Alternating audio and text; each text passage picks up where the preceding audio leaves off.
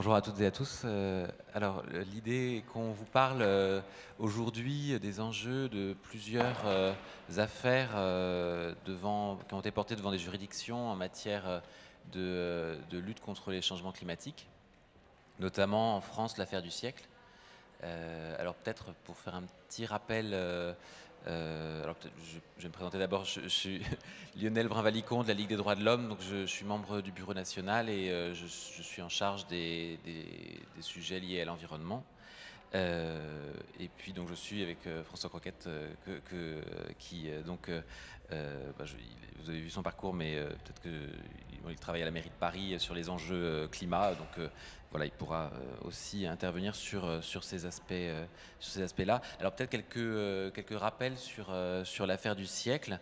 Alors c'est un contentieux qui a été ouvert à la suite d'une pétition qui a réuni plusieurs millions de signatures en France par plusieurs associations françaises. Donc notre affaire à tous, qui est une association de juristes, Greenpeace France, Oxfam et la Fondation pour la Nature et l'Homme. Alors cette affaire, en fait, elle visait à faire valoir la carence de l'État français dans la réponse à ses obligations en matière de lutte contre le réchauffement climatique. Et donc, à la suite de la pétition qui a été lancée, s'est enclenché en fait par les associations un processus de recours donc devant la juridiction administrative qui a été lancé à la fin de l'année 2018.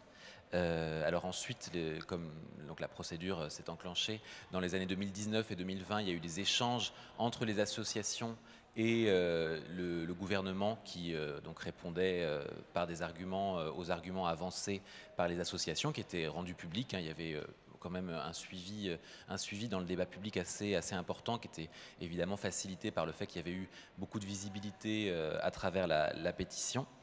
Et puis ça a débouché sur un arrêt au début de l'année 2021, le 3 février 2021, du tribunal administratif, qui a condamné l'État, donc a donné droit aux demandes des organisations sur la responsabilité de l'État à faire face à ses obligations en matière de réchauffement climatique, et nommément le fait qu'il y avait un retard qui était pris par rapport aux objectifs auxquels l'État s'était engagé dans le cadre européen de diminution des gaz à effet de serre.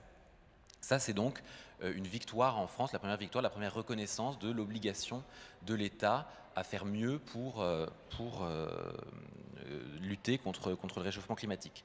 Mais en fait, ça s'inscrit dans un ensemble, alors évidemment international, où il y avait l'affaire Urgenda, d'autres contentieux climatiques qui avaient prospéré, auxquels les juridictions avaient donné droit, notamment aux Pays-Bas, mais aussi d'autres affaires sur les enjeux climat, avec notamment l'affaire Grande Sainte qui avait trouvé une issue un peu plus tôt, et puis le People's Case. Alors j'y reviendrai, mais j'ai cédé la parole à François Croquette sur d'autres affaires. Le People's Case était davantage sur les préoccupations d'individus vis-à-vis des changements climatiques, et qui justement apportait vraiment très précisément des conséquences sur leurs droits, sur leur capacité à subsister face au réchauffement climatique. Et du coup, je vous cède la parole là-dessus. Merci beaucoup Lionel, bonjour à toutes et à tous et bienvenue à l'Hôtel de Ville de Paris. Moi je suis donc, François Croquette, je suis directeur pour le climat et la transition écologique ici à la Ville de Paris. Auparavant, j'ai un parcours de diplomate et j'ai travaillé notamment à la négociation des accords de Paris et puis j'ai été ambassadeur pour les droits humains, donc j'essaie de joindre ces deux combats il me semble que ce qui se passe depuis quelques années en matière de justice climatique est effectivement un levier très important et très utile pour à la fois évidemment les défenseurs de l'environnement et aussi les défenseurs des droits humains. Ce qui s'est passé effectivement avec dans un premier temps l'affaire du siècle et puis Lionel vient d'en parler, le recours intenté par la ville de Grande-Sainte. Donc pour ceux qui ne seraient pas familiers avec ni la géographie ni le droit français, donc Grande-Sainte Grande-Synthe, c'est au nord de la France, tout près de Dunkerque.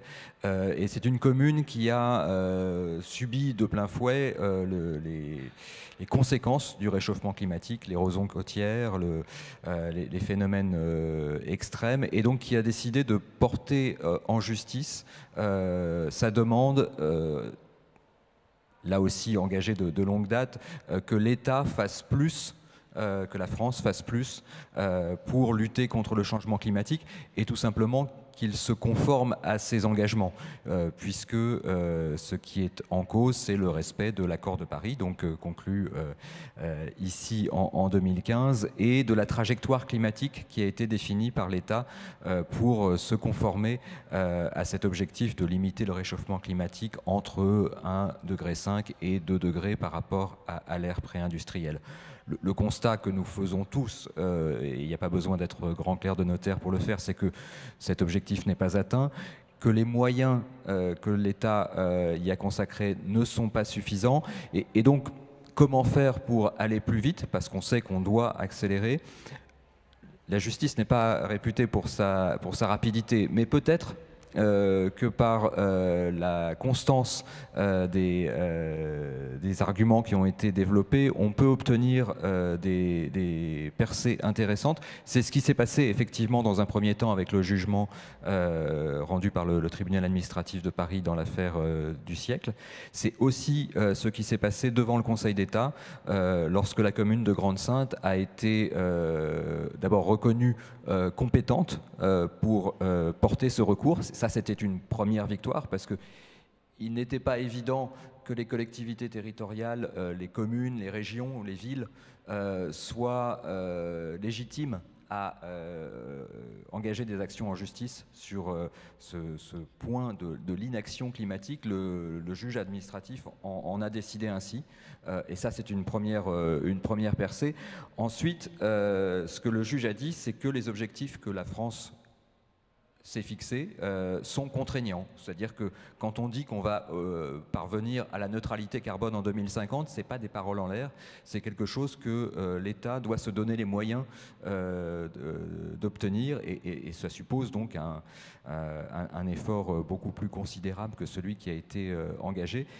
C'est pour ça que la ville de Paris et d'autres grandes villes, Grenoble notamment, se sont jointes à Grande-Synthe, qui a été pionnière en la matière, dans cette action pour pouvoir forcer l'État à tenir tout simplement sa parole et à faire face à l'urgence. Et ça, je crois que c'est une première qui méritait d'être saluée.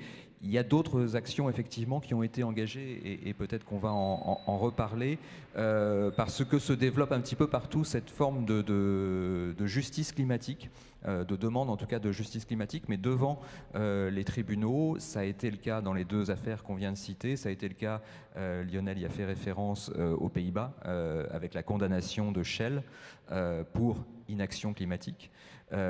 Nous espérons que ça sera le cas également en France avec l'autre dossier qui a été engagé, qui s'appelle Notre affaire à tous, et qui est une action engagée là aussi par des ONG. À l'origine de l'affaire du siècle, on l'a dit, ce sont 4 grandes ONG. Notre affaire à tous, ce sont pas tout à fait les mêmes, mais un petit peu. On retrouve effectivement les juristes de notre affaire à tous. On a également des grandes ONG de défense de l'environnement et des droits humains, Amnesty International s'y est jointe par exemple, et des collectivités locales, des petites comme des grandes. C'est-à-dire notre affaire à tous, ce sont toutes les villes, collectivités, régions qui se sentent menacées par le changement climatique, qui ont décidé de mettre leurs forces ensemble. Alors il y a des toutes petites communes qui sont frappées d'érosion côtière ou d'inondations dans le massif central. Il y a une commune de l'île de la Réunion, La Possession. Il y a de plus grandes villes, Grenoble à nouveau, des villes de la région parisienne qui sont frappées par la pollution atmosphérique. Et puis depuis le mois dernier, il y a Paris et New York qui se sont jointes à cette demande un petit peu différente faite à Total de respecter son devoir de vigilance et de se conformer, là aussi on y revient, à ce que dit l'accord de Paris en termes notamment de responsabilité sociale et environnementale des entreprises et à ce que dit aussi la loi française, puisqu'il y a en France une loi pionnière sur le devoir de vigilance des sociétés mères et de leurs filiales qui impose aux entreprises de prendre en compte les conséquences de leurs actions en matière d'environnement. Il est clair pour nous que Total, qui représente à elle seule 1% des émissions de gaz à effet de serre dans la planète, c'est-à-dire plus que la France en fait, est très en deçà de ce qu'elle doit faire pour pouvoir contribuer efficacement à la lutte contre le réchauffement climatique et là aussi se conformer à l'objectif de neutralité carbone que par ailleurs Total Energy affiche en grand dans ses campagnes de publicité, c'est ce qu'on appelle du greenwashing. Et c'est pour lutter contre ce phénomène de greenwashing que cette nouvelle action, donc il y a, si je récapitule, il y a l'affaire du siècle, il y a l'affaire Grande Sainte, et il y a notre affaire à tous, qui est un petit peu différente puisqu'il ne s'agit pas d'obtenir des réparations. Dans les deux premiers cas, il y a la possibilité, et qui commence à devenir très concrète, pour que l'État soit condamné à verser des sommes considérables aux parties plaignantes si elles obtiennent gain de cause. Dans notre affaire à tous, c'est une condamnation peut-être plus symbolique, mais tout aussi lourde, je pense, et qui consisterait à imposer à Total de se conformer à ce que impose la loi et donc à publier un véritable plan de vigilance, d'une part, et d'autre part, à limiter ses émissions de gaz à effet de serre, donc à renoncer à des projets tels que ceux qui sont conduits en Ouganda, par exemple, aujourd'hui, qui conduiraient à augmenter encore les émissions de gaz à effet de serre dont la société est responsable. Donc là aussi, ce sont des enjeux considérables. Et je crois qu'au total, ces actions conjointes ont le mérite de faire bouger les lignes, mais ça n'est possible que parce qu'il y a derrière, comme l'a expliqué Lionel au début, des associations, des militants qui se sont engagés dans ce combat et qui ont porté ces affaires devant les tribunaux. Je crois que c'est une vraie nouveauté importante. Oui, et tout à fait. Et d'ailleurs, pour prolonger ce que vient de dire François, sur l'affaire du siècle, en fait, on attend la fin de l'année pour savoir, fin de l'année 2022, si l'État s'est bien conformé aux demandes du tribunal administratif et a mis en œuvre les mesures nécessaires pour faire face à ses obligations. Donc, évidemment, l'analyse assez évidente des associations et la nôtre, c'est que pour le moment le compte n'y est pas du tout, donc il reste très peu de temps pour que l'État fasse suffisamment pour répondre. Et effectivement, la deuxième étape, ce sera qu'il y aura des pénalités financières qui incomberont à l'État.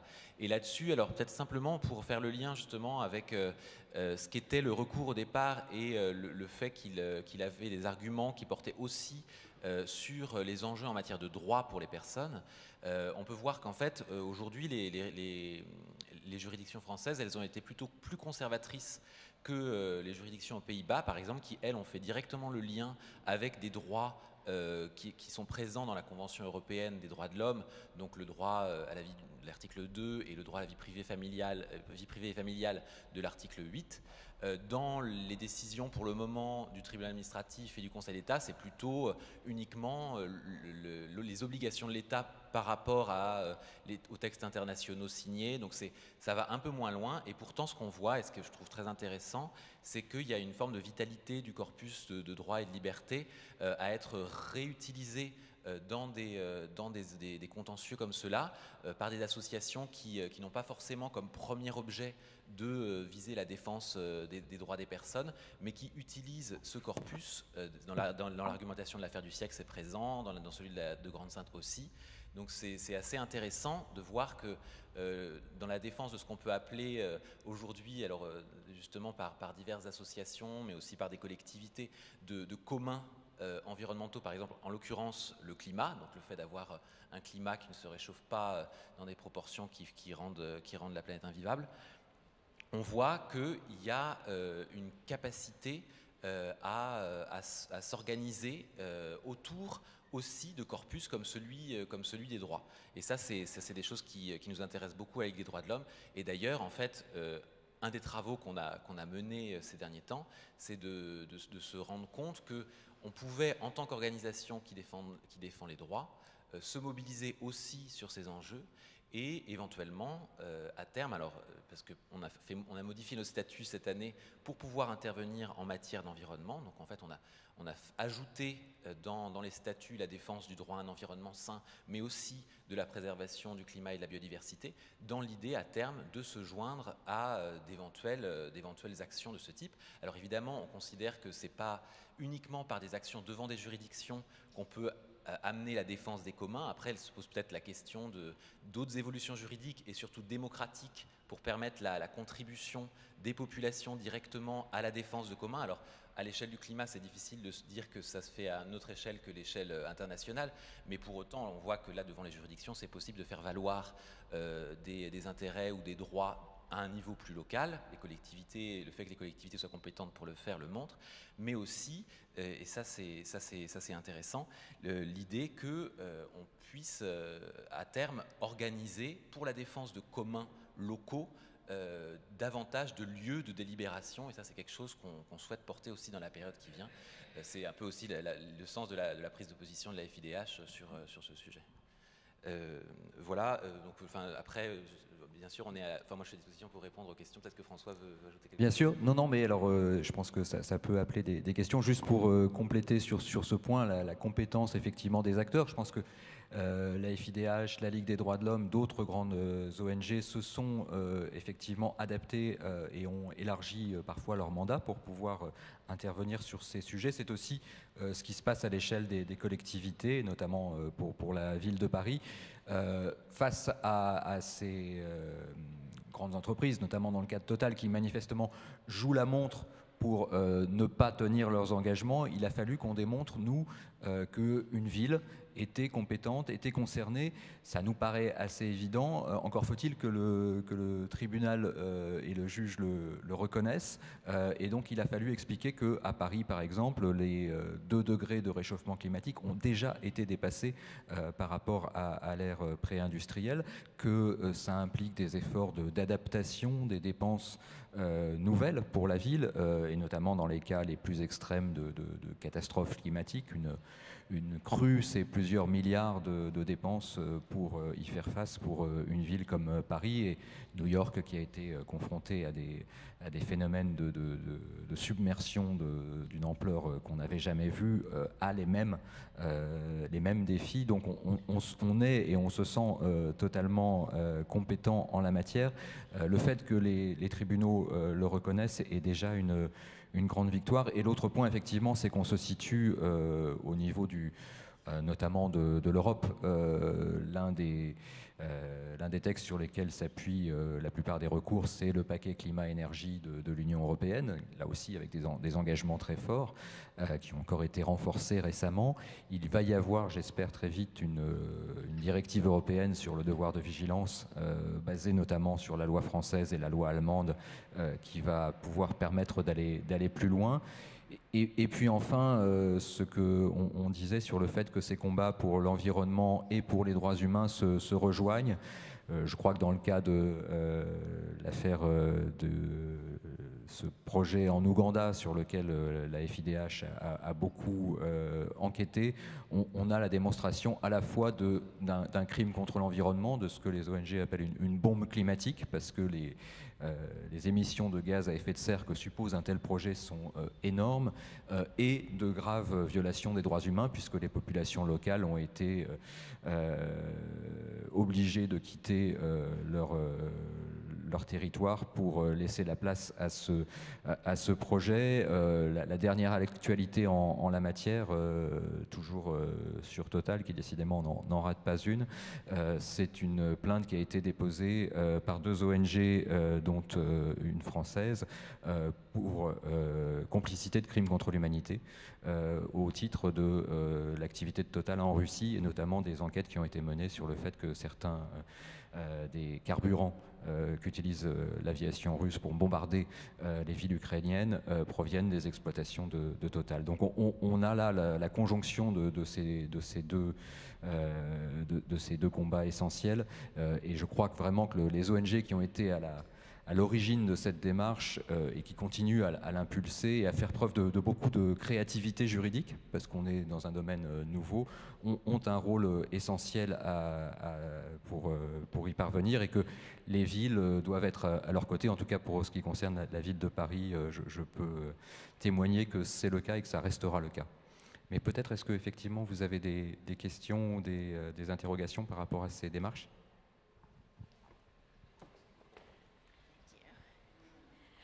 Yeah, just a quick question to see if I understood this correct.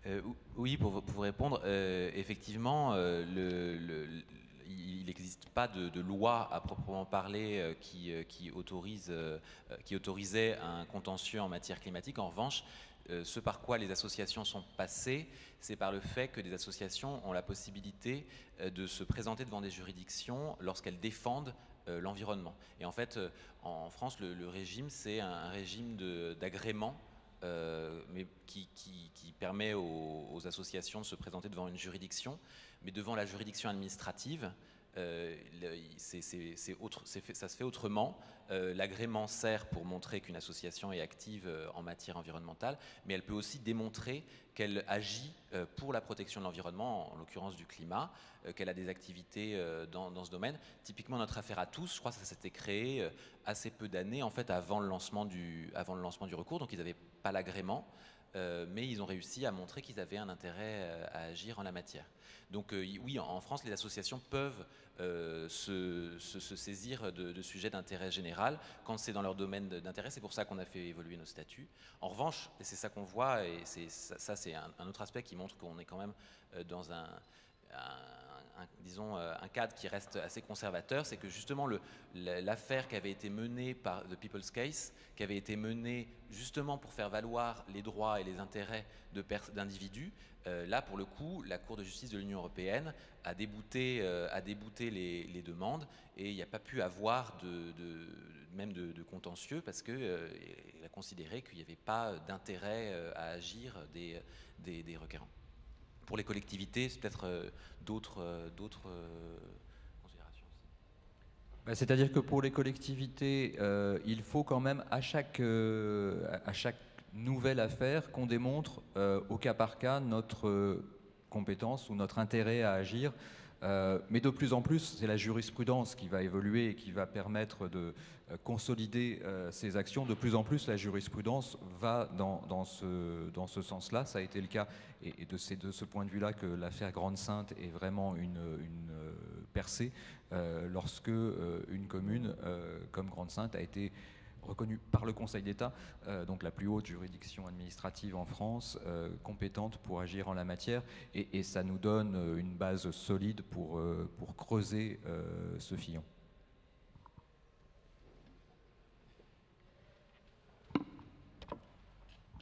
Thank you. My question goes in the same direction. I have questions about the juridical structure. Have I understood it right that defendant is the French Republic, represented by this minister? Case of the century? Okay, l'affaire du siècle. C'est effectivement, non, c'est pas le regroupement de citoyens en tant que tel qui a porté le contentieux. La pétition était distincte, en fait. La pétition, c'est une première étape qui a réuni 2 millions de signatures en France. Mais ça, c'était plutôt une campagne politique menée sur ce sujet. Et ensuite, ce sont les associations qui avaient mené la campagne au début qui, elles, ont déposé le recours. Il y avait une autre partie, enfin votre question avait un autre volet, ou c'était ça votre question? Yeah, so the associations were the plaintiffs at this court, which was against the French Republic. Exactement. And at the national central level, the administrative court, or which court was it? Alors, dans le cadre de l'affaire du siècle, c'était effectivement la juridiction administrative, c'était un tribunal administratif, donc la première instance. Alors que dans l'affaire Grande-Synthe, en fait, c'est aller directement devant le Conseil d'État, parce que c'était un autre type de recours qui n'était pas... voilà, c'était... Mais c'est une bonne question. Effectivement, le niveau des tribunaux qui jugent est parfois différent. Effectivement, on a commencé avec l'affaire du siècle au niveau de la justice administrative de base. C'est quand même le tribunal administratif de Paris qui a statué, donc, ce qui est une instance reconnue. Le Conseil d'État dans l'affaire Grande-Sainte, là c'était effectivement directement l'autorité administrative, le juge administratif suprême. Et dans le cas de notre affaire à tous contre Total, on va se trouver devant le tribunal judiciaire de Paris, puisque là on est dans le droit des entreprises. Et il y a une évolution, parce que ça a été aussi une grande bataille de procédure pour que ce tribunal judiciaire soit désigné compétent. Total disait ça relève du tribunal de commerce. Ça n'est pas une affaire civile, ça ne concerne pas les citoyens, mais juste une société. Et la loi, en fait, parce qu'après plusieurs décisions qui étaient négatives, le juge s'était défaussé en disant « moi je ne sais pas ». Tout ça est nouveau, en fait. Ils sont un petit peu, effectivement, sinon conservateurs, du moins frileux en la matière. Il a fallu que la loi impose que c'est le tribunal judiciaire de Paris qui devra juger cette affaire. Donc on a différents niveaux, mais tous ont leur dynamique propre, mais ils vont tous dans le même sens. On trouve que c'est un peu trop lent, mais en quelques années, la compétence des tribunaux, que ce soit civil, administratif, voire celle du Conseil d'État, est devenue la norme, et ça, je crois que c'est très important pour la suite.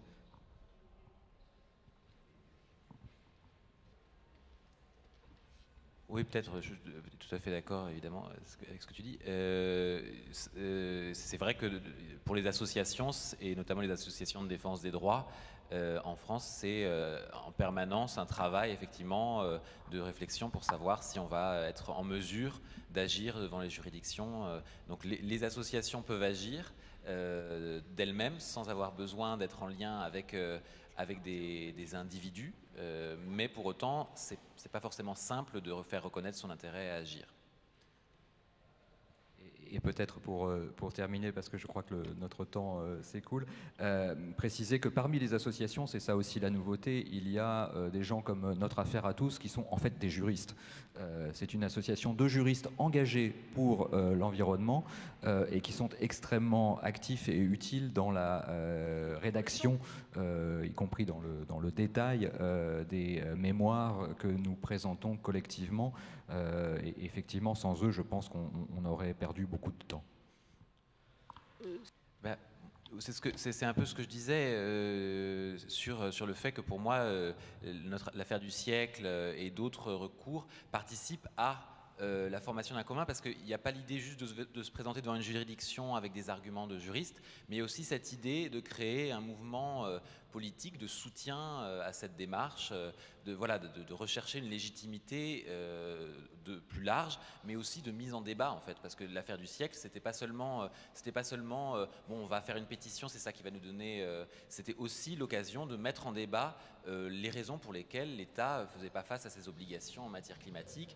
Alors, je ne sais pas si on peut appeler ça de l'éducation populaire, mais il y avait cette idée, en tout cas, que ça crée une émulation. Et d'ailleurs, les marches climat, qui ont rassemblé quand même beaucoup les jeunes générations en France, et ailleurs évidemment, mais elles se référaient aussi beaucoup à l'affaire du siècle. C'était quand même une référence. Donc je pense que ça joue et ça participe de la formation d'un commun. Alors ça prend des formes pour le moment un peu nouvelles. Au niveau local, c'est peut-être plus simple de dire bon il y a une ressource, il y a un bien commun. Il faut qu'on s'organise et qu'on crée des solidarités autour et qu'on se donne des règles. Voilà, au niveau global, c'est beaucoup plus compliqué. Peut-être juste pour compléter et conclure, sur ce point, effectivement, on est dans un domaine nouveau, c'est passionnant à échafauder. Il faut aussi qu'on avance avec le droit, on est dans un état de droit, donc ça passe par la loi, et elle évolue, et c'est ça qu'il faut utiliser. Et en termes de commun, moi je pense, et c'est une des briques, mais elle est importante, à ce qui est en train de se passer au niveau de la qualité de l'air. C'est quelque chose qui jusqu'ici n'existait pas non plus de façon très précise. Là, on a quand même eu, pas plus tard que la semaine semaine dernière une condamnation à nouveau par le Conseil d'État de l'État français pour non-respect de ces normes, les normes qu'il s'est fixées lui-même et que fixe l'Union européenne en matière de qualité de l'air, et donc une nouvelle amende de 20 millions d'euros, je crois, dans un processus qui avait une nouvelle fois été initié par une association, les Amis de la Terre, et qui donc construit petit à petit un commun avec la question de la qualité de l'air, mais on pourrait penser aussi à l'eau, aux océans. Tout ça est en train d'avancer et j'espère qu'ensemble, on fera accélérer le mouvement.